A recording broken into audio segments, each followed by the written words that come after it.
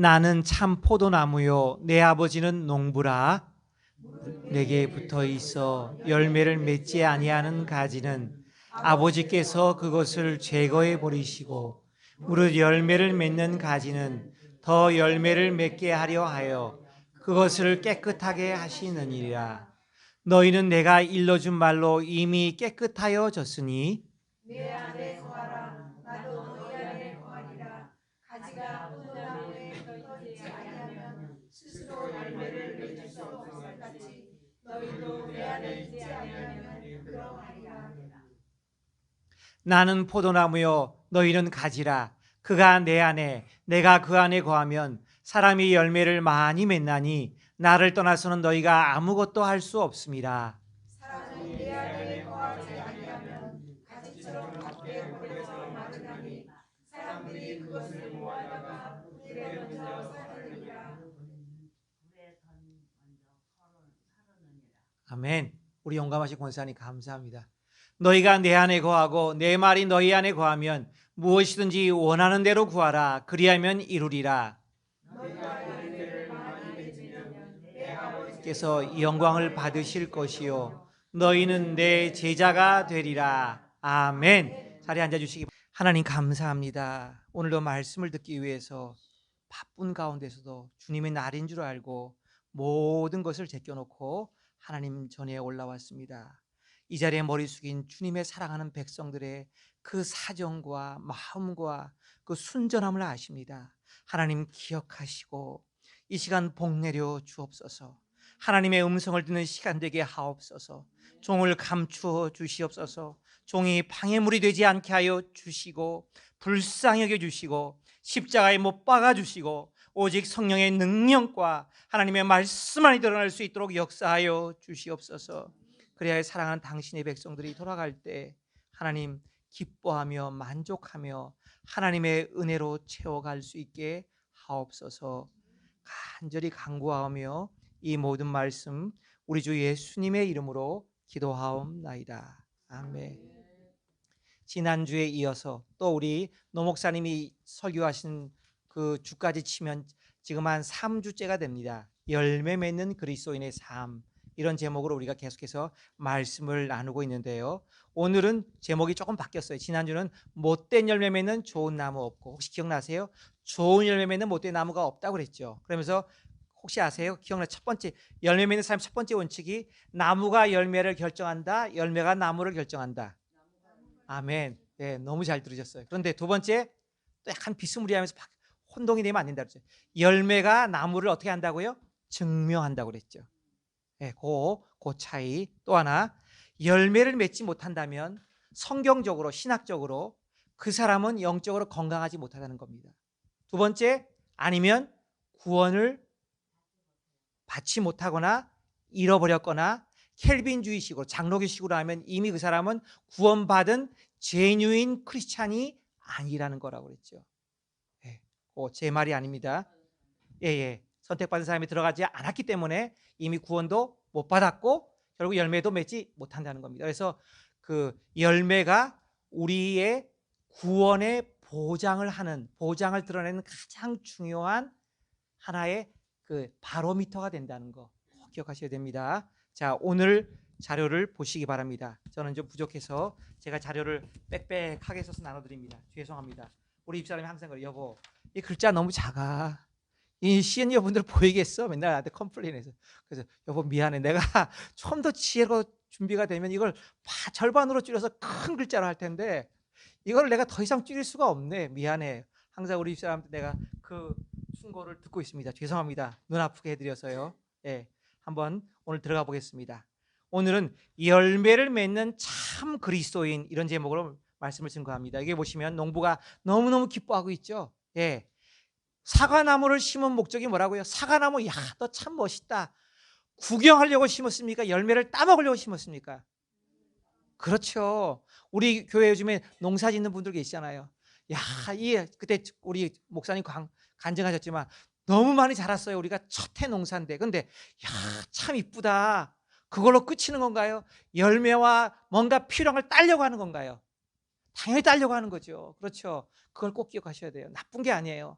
하나님이 자식을 키웠으면 그 자식이 아름답게 열매를 맺어서 하나님의 선한 일을 드러내고 영광 돌리는 것을 기대하신다는 거예요.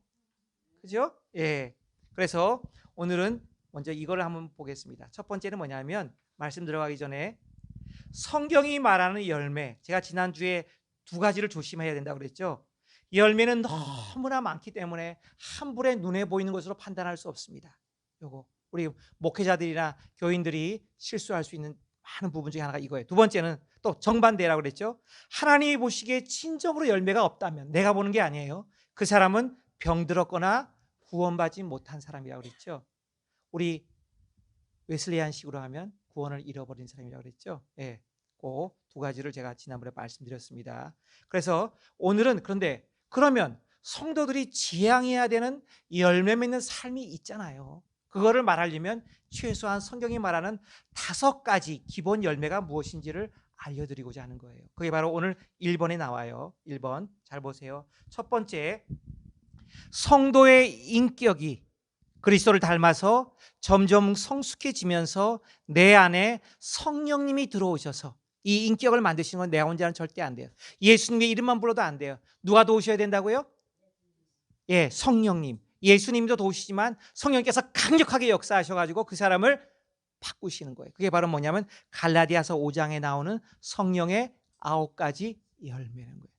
재미있는 건요, 이 열매가 다 인격하고 연관된 거예요. 인격과 연관된 거예요. 이게 중요해요. 포인트가요.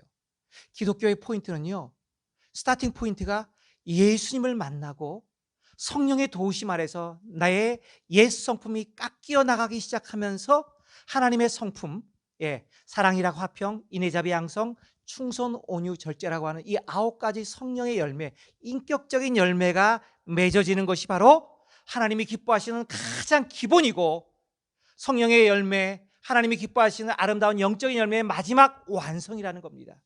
여기서 시작하고 여기서 끝나야 되는 거예요. 이걸 꼭 기억하셔야 됩니다. 그래서 우리의 인격이 그리스도를 닮아서 점점 그리스도다워지는 모습, 그래서 그 아름다운 인격의 열매가 맺히는 것.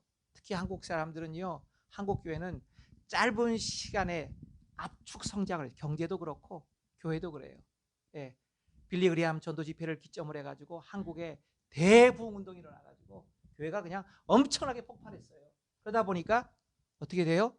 하나님의 일을 위해서 일을 많이 했어요. 지금도 세계 선교를 아마 국민 인구 수당 비례해서 제일 많이 선교사를 보낸 나라는 한국만한 나라가 없을 거예요. 예, 일을 많이 했는데 그러다 보니까 어떻게 돼요? 인격적인 면에서 많이 부족함을 드러내요. 다른 얘기 아니에요. 제가 그래요. 저는 목사였으면서도 아직도 많이 부족해요. 예. 근데 이게 하나님이 기뻐하시는 바로 열매 맺는 삶의 첫 번째 스타팅 포인트라는 걸 기억하셔야 돼요. 기억하셔야 됩니다. 두 번째, 그래서 내 안에 예수 그리스도를 모시고 내 안에 예수님이 계시면 무슨 냄새가 나요? 예수 냄새가 나죠. 예수의 인격의 냄새가 난다는 거예요. 그래서 두 번째, 내 안에 모신 예수 그리스도의 바른 인격의 결과로서 무엇이 나타난다고요? 바른 행위가 나타난다는 거예요. 선한 행위가 나타날 수밖에 없다는 거예요.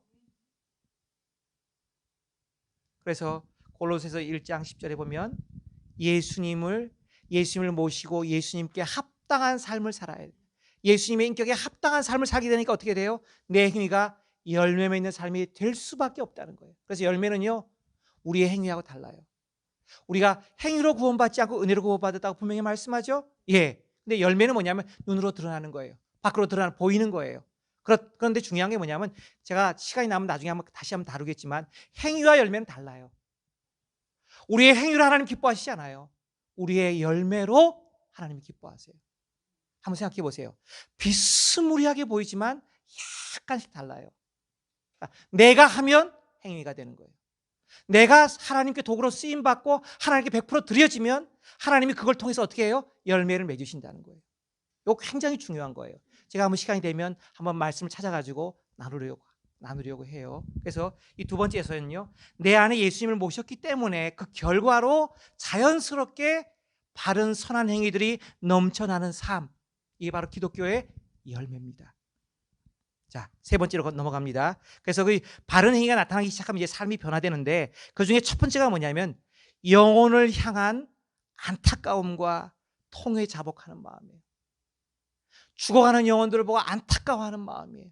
그 영혼을 사랑하는 마음이에요. 주님께서 나를 사랑하셔서 모든 것을 버리셨던 것처럼 나도 그 죽어가는 영혼들을 향해서 내가 안타까워하는 마음으로, 하나님 아무것도 가진 거 없지만 하나님 저 영혼을 좀 구원해 주세요. 저 죄 짓는 영혼을 제가 불쌍히 해주세요. 저 아무것도 모르고 하나님 죽으려고 달려가고 있는, 저 죽음의 열차를 타고 달려가는 저 영혼을 좀 하나님 불쌍히 해서 구원해 주세요 라고 하는 기도와 전도를 내 물질, 내 시간, 내 귀한 걸 다 바쳐서 일하게 된다는 거예요. 이게 바로 세 번째로 하나님이 기뻐하시는 열매라는 것입니다. 네 번째는요, 오늘 우리가 아침에도 찬양팀 모여서 오늘 7시 한 30분 전에 기도할 때 나눴는데요, 여러분 이거 잘 활용하시면 굉장히 중요한 거예요. 우리가 하나님께 열매를 올려드려야 되는데 제일 쉬우면서도 제일 생활 속에서 가장 많이 할 수 있는 게 뭐냐? 하나님을 찬양하고 하나님을 인정하고 하나님께 감사하는 입술의 열매라고 하는 겁니다. 예, 하나님 감사해요. 이거 어려워요? 돈 들어요? 오늘 밥 먹는다고 우리 권사님이 큰 돈을 기부하셨지만 감사합니다 하나님. 돈 들어요 권사님? 안 들어요. 그죠? 근데 물론 진심이 담겨 있어야 되겠죠. 할렐루야, 하나님이 하셨습니다. 하나님 정말 어려운 상황을 맞았지만 뜻은 잘 모르겠지만 하나님 감사해요. 하나님 우리 표처럼 합력하여 선을 이룰 줄 믿습니다 라고 우리가 입술의 열매로 자꾸 고백하고 인정하고 간구해야 된다는 거예요. 이게 바로 네 번째 우리가 드릴 수 있는 열매예요. 다섯 번째는요, 물질을 드리는 거예요.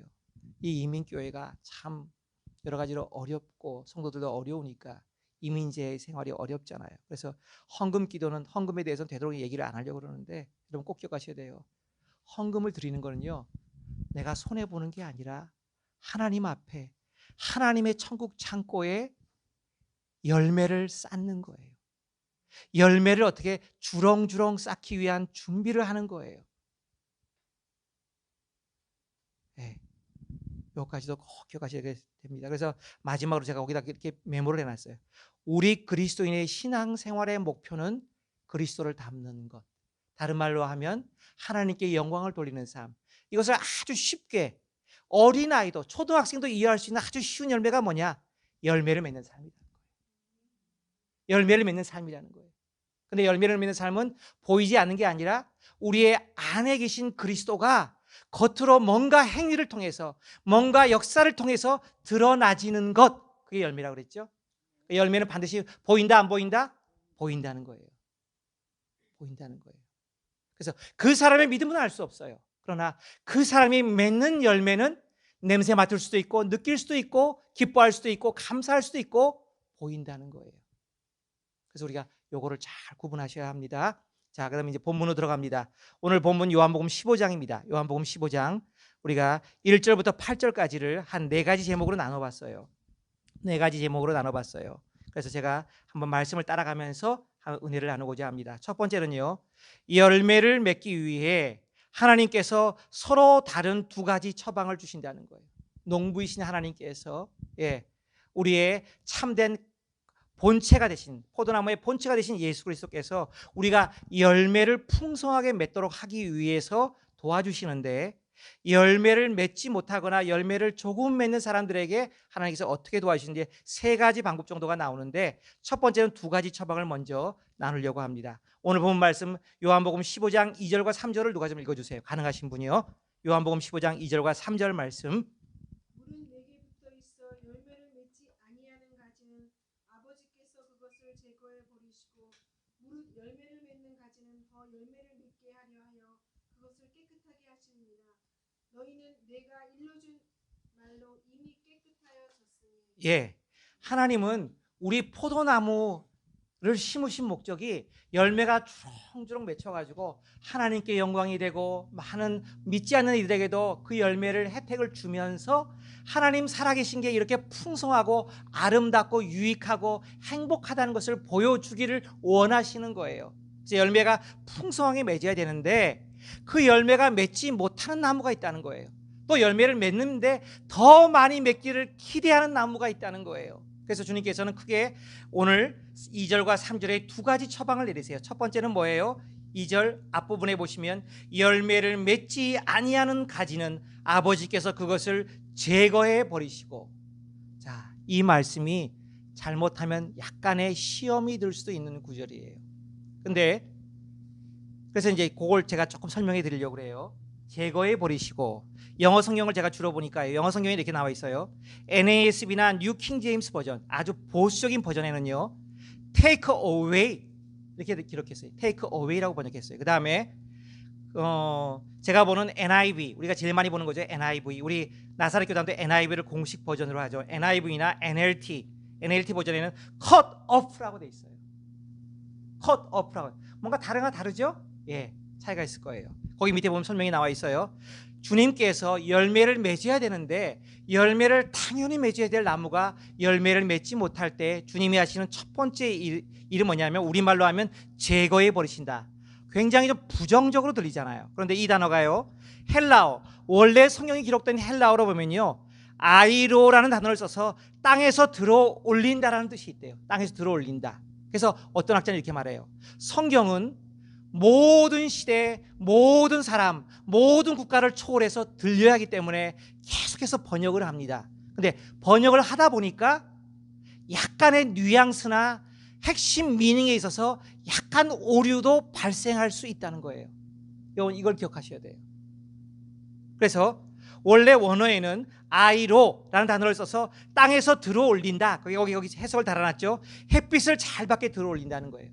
포도나무는요, 포도나무가 굉장히 많으면 한쪽 귀퉁이에 몰려가지고 햇빛도 못 받고 이렇게 비가 오고 그러면 땅이 패여가 주저앉아가지고 제대로 자라지를 못한다는 거예요. 그러면 그런 나무들을 주님이 보시고 첫 번째로 어떻게 한다고요? 들어 올리셔서 약한 땅에서 들어 올려서 햇빛을 잘 받는 좋은 환경으로 두신다는 거예요. 그게 바로 주님이 하시는 첫 번째 일이에요. 그래서 여기서는 제거해 버린다라는 뜻보다는요, 땅에서 들어 올려서 햇빛을 잘 받게 하나님께서 도와주신다.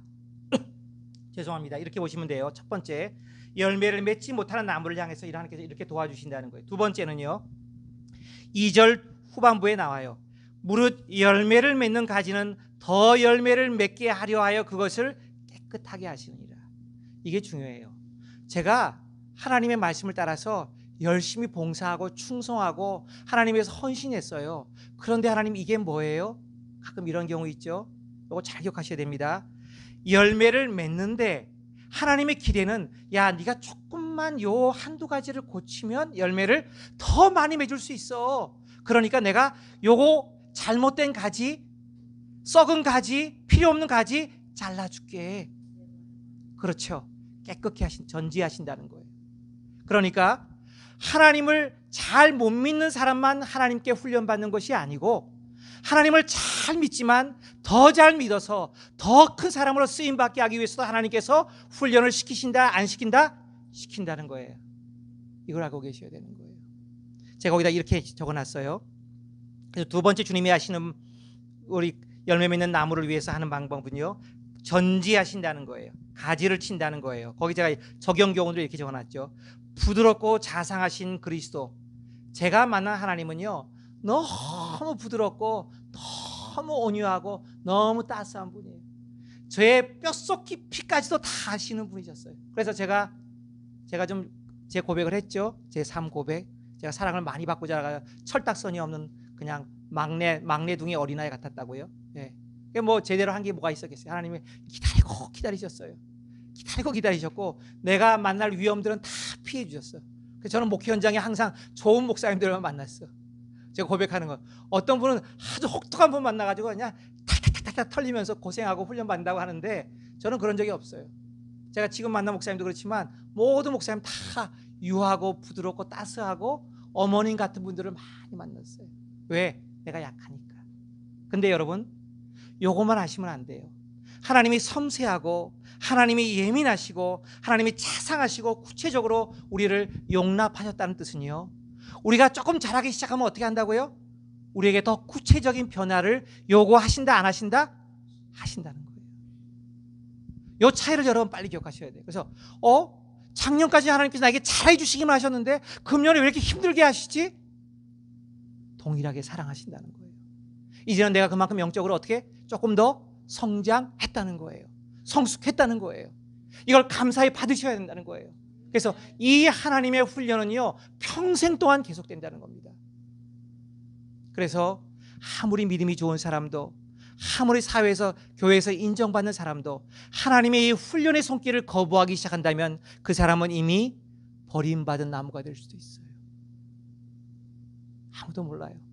하나님이 어떤 경로, 어떤 방법, 어떤 사건, 어떤 위경을 통해서 역사하실지는 아무도 몰라요. 하나님하고 그 사람하고 저도 몰라요. 제가 어떻게 감히 압니까? 우리는 하나님께 엎드리면서 하나님 감사해요. 나를 사랑하시네요. 이 위경까지도 주님의 은혜로 넘기게 하시고 이 위경을 넘길 때는 아브라함처럼 또 한 단계 믿음이 도약할 수 있는 축복을 주세요 라고 기도하셔야 된다는 거죠. 그렇죠? 예. 두 번째는요, 열매를 맺는 가지가 되는 유일한 원칙이 있어요. 이 구절을 읽으면서 믿음이 좋은 사람들은 아멘으로 받지만 세상 사람들은요, 이거 기독교를 내가 믿지 못하게 만드는 독선적인 요소로 보여. 안 그래도 지금 세상 사람들이 얼마나 많이 기독교를 비판합니까? 그럴 수 있는 소지가 있는 구절이 바로 이 2번이라는 거예요. 4, 5절이에요. 열매를 맺는 가지가 되는 유일무이한 원칙은 주님 안에 거하는 삶밖에는 없어요. 예. 누구처럼 성인을 잘 받들고 모시고 그분을 따라간다고 되는 것도 아니에요. 예. 우리 교회 훌륭한 목사님들 맞지만 그 목사님들을 배우고 닮으려고 그분만을 흠모하는 것도 아니에요. 결국은 그분들을 통해서 예수 그리스도를 만나는 거예요. 그분들을 통해서 예수 그리스도 안에 거하는 거예요. 그분들을 통해서 예수 그리스도의 깊은 은혜와 축복과 인도와 완전하심 가운데 거해야 된다는 거예요. 그래서 우리 라미라다 교회에서 부르던 찬양이 기억났어요. 미국 교회에서 주님이 가시는 곳에 내가 가고 주님이 멈추는 곳에 내가 멈추고 주님이 기도하는 곳에 내가 기도하고. 영어 찬양에 그런 찬양이 있어요. 네, 제가 잘 가사가 기억이 안 나는데 바로 그거예요. 주님이 어디를 가시든 오늘 주님이 장에 가신다, 쉽게 예를 들면 장에 따라가세요. 오늘 주님이 장에 안 가셔, 내가 제일 싫어하는 서재에 가셔, 도서관에 가셔, 따라가세요. 따라가세요. 주님이 하라고 하시는 대로만 하면 돼요. 하라고 하시는 대로만. 주님이 원하시는 그 길을 걸으면 돼요. 주님이 계신 그곳에 내가 가 있으면 돼요. 바로 이거예요. 주님 안에 거하는 삶. 제가 읽어드릴게요. 요한복음 15장 4절과 5절 말씀. 내 안에 거하라. Abide in me. 거기 스펠이 좀 틀렸네요. Abide in me. 내 안에 거하라. 나도 너희 안에 거하리라. 여기서 중요한 게 순서예요. 저는 이렇게 생각해, 묵상하면서. 우리가 먼저 주님 안에 거하지 않으면 주님께서 우리 안에 들어오실 수 있다 없다? 없어요. 특별한 경우에 하나님께 들어오시는 경우도 있지만 대부분의 경우에 들어올 수. 왜? 우리의 인격을 하나님은 무시하는 분이 아니라 어떤 분이라고요? 존중하시는 분이라는 거예요. 그래서 여러분이 한 번 기도하는 거하고 두 번 기도하는 거, 주님 내 삶 속에 들어와 주세요라고 딱 입으로 한 번 입에 발린 말 하는 거하고 매일매일 순간순간 걸으면서 주님 나와 동행해 주세요, 주님 나의 인도자가 되어 주세요, 나의 이 문제를 해결해 주세요라고 기도하는 것을 하나님이 기뻐하신다, 귀찮아하신다? 기뻐하신다는 거예요. 왜? 인격이 하나님이시기 때문에. 순간순간마다 현장마다 초청하세요. 여러분이 가장 힘들어하는 그 순간에 주님을 부르짖으세요. 부끄러운 게 절대 아니에요. 자랑하세요. 하나님 나와 함께 하실 거라고 인정하고 믿음으로 선포하고 고백하세요. 바로 그거예요. 가지가 포도나무에 붙어 있지 아니하면 스스로 열매를 맺을 수 없음같이. 그렇죠. 포도나무 잘 보세요. 포도나무가 원줄기에 붙어 있지 않고 가지가 뭐 자기가 잘났다고 통뼈라고 혼자서 뭐 하겠어요? 아무것도 못해요. 네. 5절 나는 포도나무 너희는 가지라. 그가 내 안에 내가 그 안에 거하며 사람이 열매를 많이 맺나니 나를 떠나서 너희가 아무것도 할 수 없습니다. 저는 영어 성경을 보면서 이 구절이 참 마음에 들어왔어요. For apart from me you can do nothing. 네가 나하고 조금이라도 떨어져 있어봐. 나 아무것도 못해. 마치 우리가 부모님이 사랑이 많으셔서 자기 아이들을 물가에 내놓으면 다칠까 봐 오냐 오냐 한다는 그런 생각이 나지 않아요. 하나님, 우리 애기 아닌데요 라고 말할 수 있다는 거예요. 왜 그럴까요? 그 옆에 페이지에 제가 적어놨어요. 성경의 중요한 핵심 중에 핵심 진리 중에 진리는 뭐냐면, 사람은요 영적으로 범죄했기 때문에 부패하고 무능력해서 그리스도 없이는 아무것도 영적인 진보나 영적인 스스로 걷는 거나 영적인 일이나 하나님에 위한 그 무엇도 할 수 없다고 이미 하나님께서 선언해 놓으셨다는 거예요. 그래서 내 참 주인은 예수님밖에 없어요. 내게 참 구원의 생명을 주시는 분은 그리스도 예수님밖에 없어요. 내 인생에 참된 설계자와 인도자는 예수 그리스도밖에 없어요. 내 인생에 필요한 것을 아시고 가장 적절한 시기에 공급해 주실 분도 예수 그리스도밖에 없습니다. 예수 그리스도만이 나를 완전하게 안전하게 가장 필요한 때 적절하게 보호해 주실 수 있습니다. 그러므로 우리는 예수 그리스도를 떠나면, 예수 그리스도를 멀리하면, 예수로부터 분리되면 절대로 안 돼요. 그래서 풍성한 그리스도인의 삶도 성경 전체의 원리와 똑같이 그리스도와 분리되면 절대로 된다 안 된다? 안 된다는 것입니다. 기억하셔야 돼요. 그래서 한 번 주님을 찾는 사람, 하루에 2번 찾는 사람 달라요. 매일 일정하게 시간을 정해놓고 기도하고 말씀 보는 사람 달라요. 무슨 일을 할 때마다 하나님의 뜻은 어디에 있을까요? 하나님이 어떻게 하면 내 일을 통해서 이 일을 통해서 영광 받으실까라고 한 번도 고민하는 사람은 달라요. 기억하세요. 열매를 맺는 유일한 원칙은요, 예수 그리스도를 떨어지면 아무것도 안 된다는 거예요. 세 번째, 그래도 열매를 맺지 못하는 그리스도인의 운명은 어떻게 됩니까? 저는 이 구절을 이렇게 제목을 달았어요. 하나님이 무서운 걸 우리는 알아야 됩니다. 여러분, 우리가 흔히 말할 때 구약의 율법은 하나님의 엄하신 하나님을 보여주고, 신약의 복음, 사랑의 복음은 따스한 사랑의 예수를 보여준다고 그러죠. 맞아요, 전체적으로 봤을 때. 그런데 뚜껑을 열고 조금 더 속으로 들어가 보면 예수님이 선포하신 그 아름답고 사랑이 철철 넘치는 복음 안에도 하나님께서 경고성으로 우리를 미워하신다는 게 아니라, 우리가 혹시나 실수로 해서 구원을 잃어버릴까 봐, 우리가 놓칠까 봐, 그 아름다운 축복의 선을 놓칠까 봐 염려하셔서 하시는 말씀이 너무나 많이 들어있다는 거예요. 복음 안에. 그래서 오늘 15장 6절 말씀이 바로 그런 말씀에 해당합니다. 제가 한번 읽어드릴게요. 사람이 내 안에 거하지 아니하면 가지처럼 밖에 버려져 마르나니. 밖에 버려진대요. 그 다음에 마른대요. 말라 시들어 버린대요. 생명이 없어요. 사람들이 그것을 모아서 불에 던진대요. 그 다음에 어떻게 된대요? 다 불살라 버린대요. 야, 어떻게 해도 하나님의 사람을 이렇게 하실 수가 있는가? 이게 바로 세상이 우리를 바라보는 이중적인 관점이라는 겁니다. 제가 그 예를 한번 들어볼게요. 거기 예를 적어놨죠.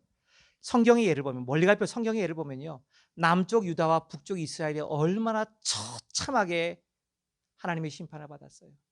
세상에서 가장 잔인하다고 하는 민족 아수르 민족을 통해서. 그때 아마 우리가 이재용 쌤 들은 것 같은데, 그냥 보통 포로 대우하는 게 아니라 정말 온갖 치욕스러운 일을 다 겪게 하신 게 아수르와 바벨론을 통해서 이스라엘과 남쪽 유다가 당한 그 모멸감이었어요.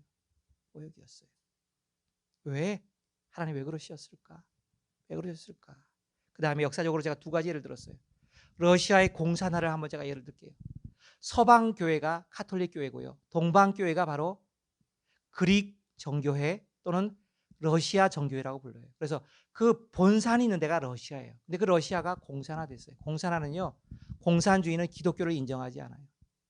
기독교를 제일 싫어하고 박해하는 게 공산주의예요. 근데 공산주의가 기독교의 나라에서 발생했어요. 이건 말이 안 되잖아요. 왜?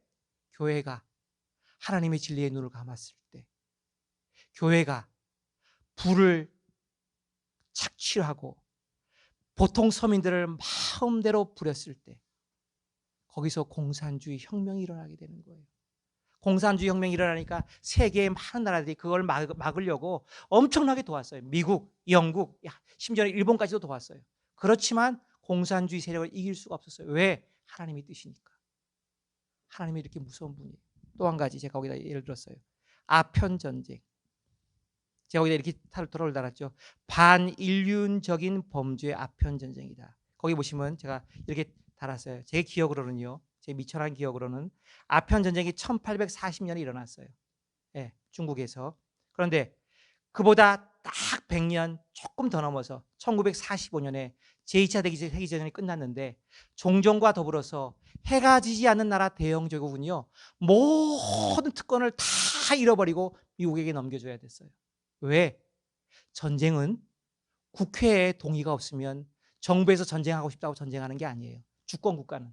그런데 그 의회의 많은 국회의원들 가운데 웨스터민스터 신앙고백을 만들 정도로 신실했던 그 영국의 국회가 반인륜적인 전쟁을 벌이는데 동의했거든요. 암묵적으로 시인했거든요. 그래서 영국은 2차 대전과 더불어서 모든 이권을 다 빼앗기고 미국에 고스란히 넘겨주고 세계를 다스리는 나라는 미국으로 그 중심이 옮겨가게 됐다는 거예요. 왜? 바로 아편 전쟁의 침묵 때문이었다는 거예요. 내가 돈을 벌기 위해서 아편을 팔았다. 좋은 거 아니잖아요. 근데 그 아편을 팔아서 중국에서 화가 나가지고 아편을 다 몰수하고 불태웠는데 거기에 대해서 딴지를 걸고 전쟁을 건 거예요. 야, 왜 우리 물건인데 네가 함부로 해? 이건 정당하지 못하잖아요. 그죠? 중요한 거예요. 자, 다요.